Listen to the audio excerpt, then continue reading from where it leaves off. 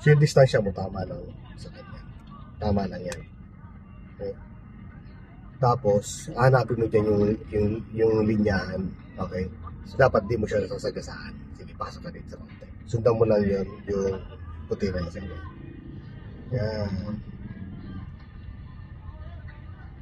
Importante niyan ay nakaposisyon ka sa kalsada. No? Tinan mo itong side mo dito. Kung medyo matikit ka dito. No?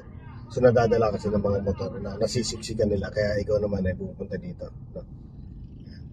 So, titinan mo rin yung side mo dito sa kanan, sa kaliwa. No? Huwag kang magpapadala sa kanila na pag siniksikan nila, isisiksikan rin dito sa kanila. Kailangan po nakapasok. Kumbaga yung lane ay nakadikit ka lang sa kanya. No?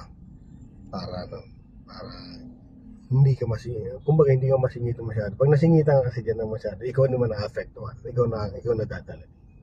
Mula dito sa likod, dito natapos hanggang sa likod. So sila naman yung mag-a-adjust sa'yo. No? Kaya itong nasa unahan mo, ikaw mag-a-adjust. Whatever, anong ginawa niya, mamareno siya bigla, kailangan naka-ready ka. Kasi once na binangga mo siya, ano ka. No? So, kaya yung mata natin, hindi pwedeng mawala dito. No? Tapos yung side na to. So kasabi ko sa'yo, dito, position, tapos yung dalawang side. Yan lang, wala. Yung mga galaw dyan sa kabila. Baka pumasok dyan bigla dyan sa unahan mo.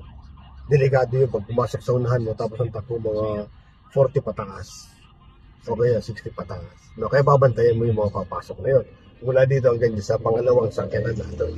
So, magpapang-abot talaga kayo. Wala na hindi. Kaya ready ka natin. Pwede magpabilis pero dapat lagi sa atin. Hindi pwede yung magpapabilis pero yung attention nasa kabila. Ay mo. Okay. Balik. Okay. Ino-obserbahan ko yung gano'n ng manibela. Parang naglalabo-labo pa. Okay.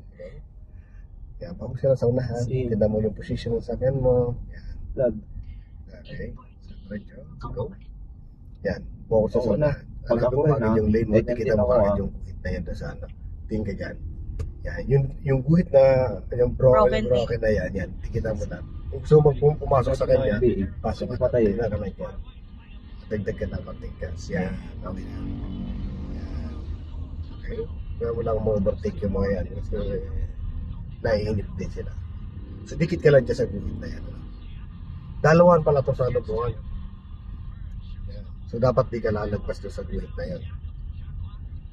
Yes. Okay.